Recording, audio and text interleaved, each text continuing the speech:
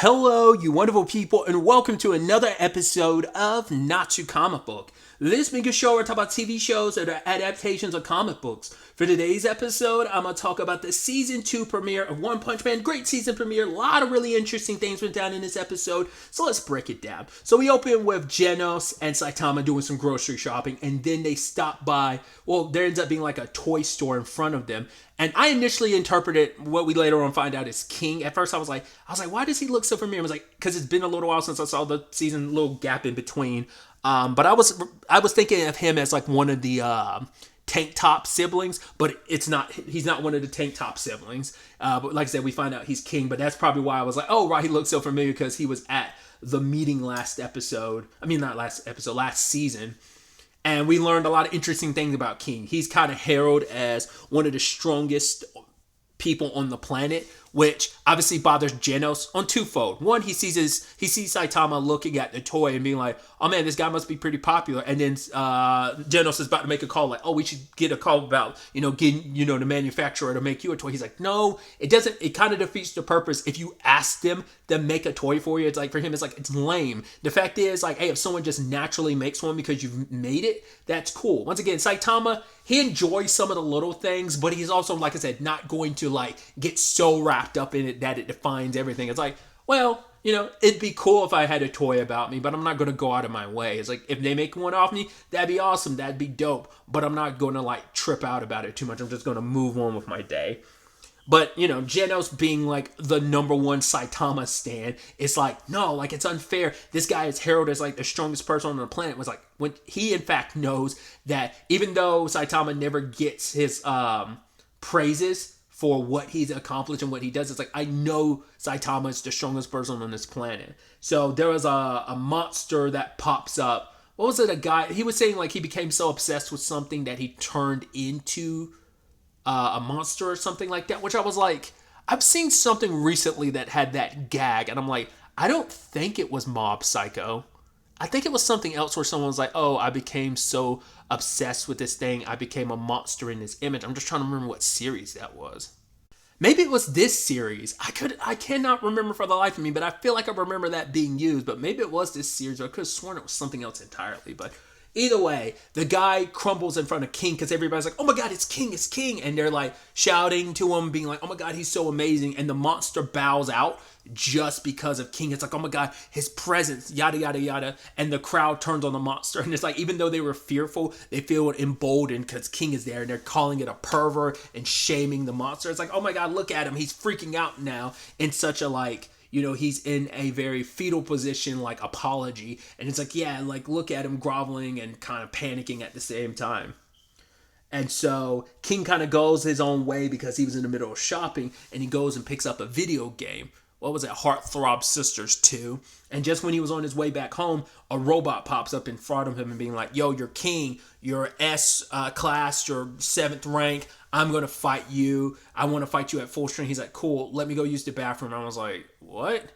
And then it's like, he's like, yeah, that's the only way I'm going to fight at full power. Because if I fight you outside of that full, like with my bladder full like this, I'm only going to be fighting at half strength. And he used that as an excuse to try and fight his way out of this. Because the guy's even threatening, like, hey, there's a crowd of people here. For every 10 minutes you're late over that 10 minutes, I'm going to kill 10 people. And King goes to the bathroom and he starts freaking out. Because he's not a tough guy at all. In fact, he's like not a fighter. He's like, I've never even been in a fight. And he's panicking and he's throwing up. You're like, I feel bad for this poor bastard. That he's so unlucky, but also lucky at the same time. But ultimately unlucky is every time he's at a run-in with a monster, someone else has defeated it, but he's been the only one there. So he's gotten all the credit for it. And then he got this class certificate and he just took it, but he's like, I kind of have no one to blame. It's not on them for sending it out, it's on me for accepting it. But he was able to kind of coast his way through. It's like, oh cool, so King is the Reagan of this series. I kept being like, oh, Saitama has some Reagan, and then I corrected myself as things went on. It's like, oh, he is more like Mob.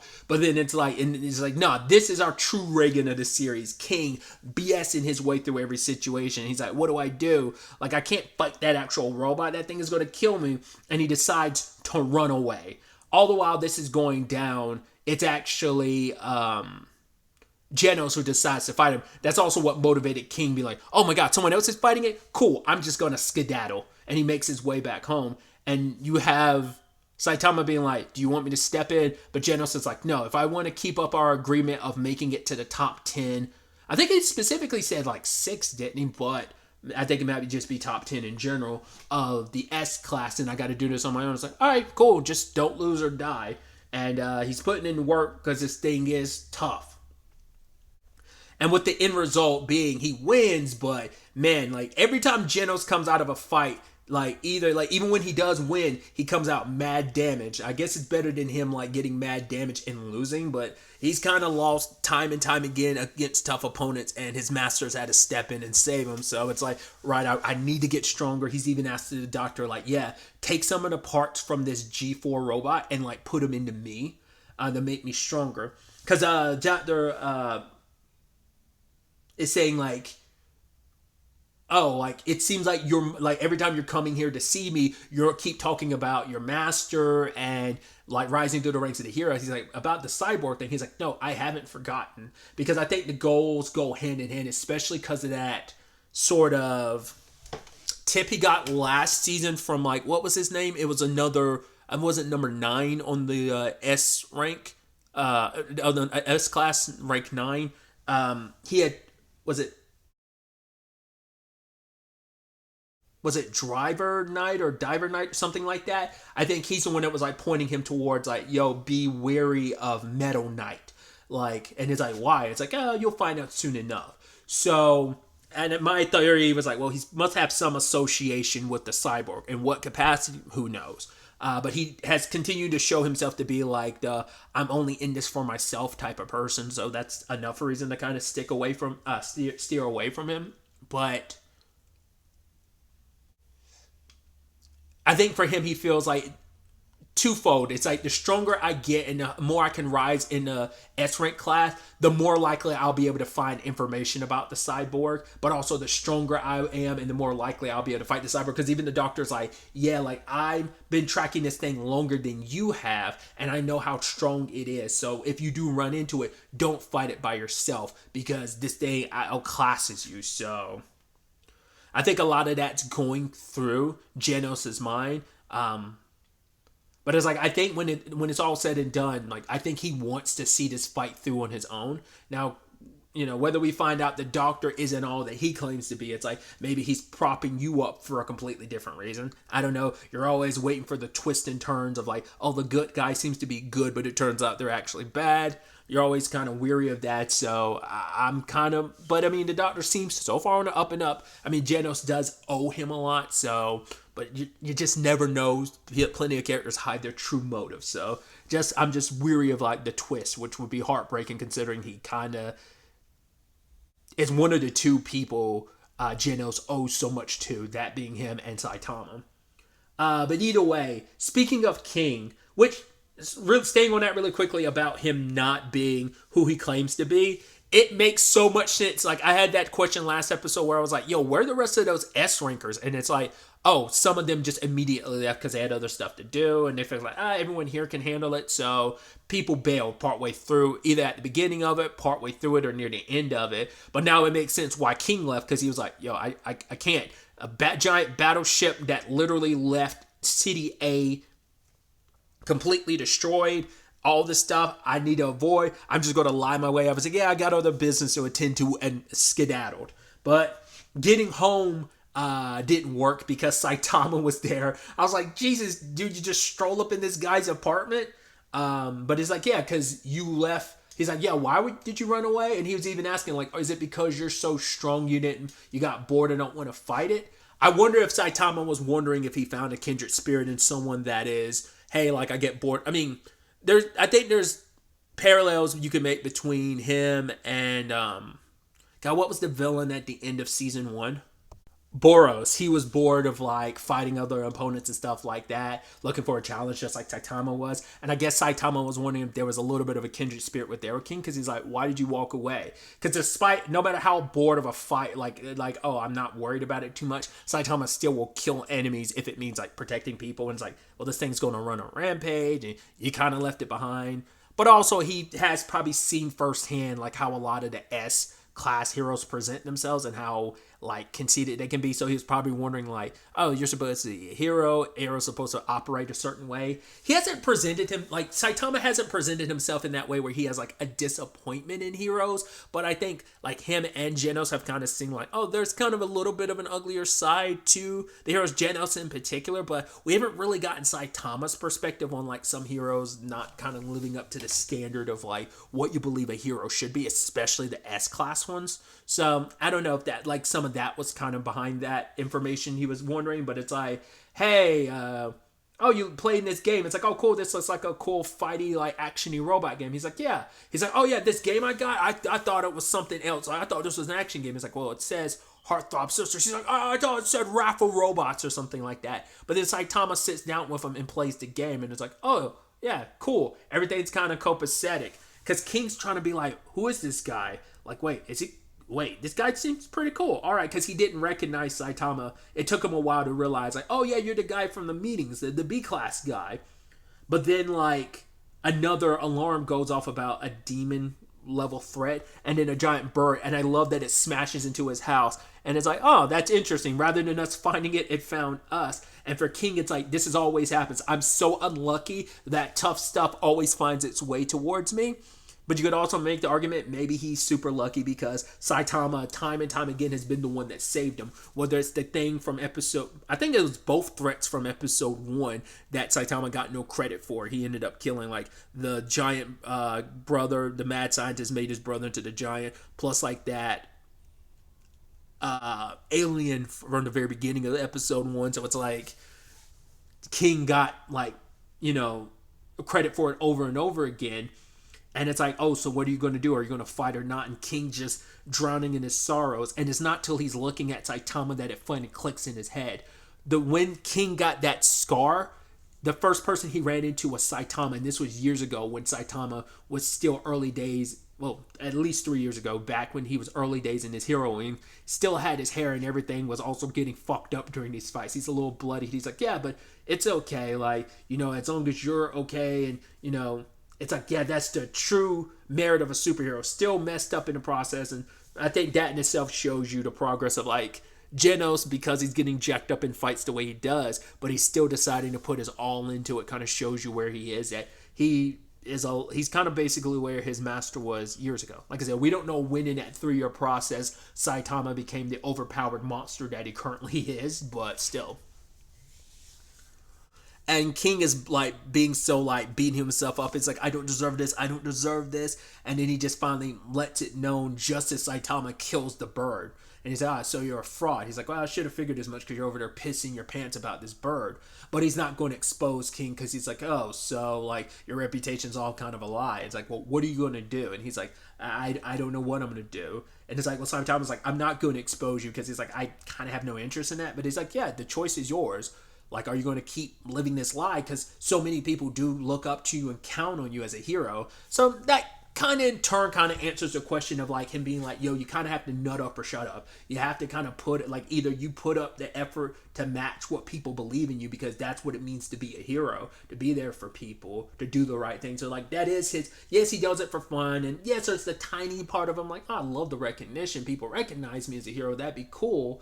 But it's also, like I said, it's not the end-all, be-all, but it's like, it's about doing the right thing. Even if he's doing it for fun, he's still helping out people, doing what the hero does. And like I said, we don't fully know Saitama's perspective on the whole thing. It's kind of the point I was bringing up earlier. But he tells King, like, you can quit, or you can just become strong, and then you don't have to worry about, like, living this lie anymore. Like, this lie has kind of, like, consumed you, and you've been worried about being exposed, and it's like, then make it a reality. Become strong. You can. I mean, look at Saitama. Took a whole bunch of hard work, but he managed to do it.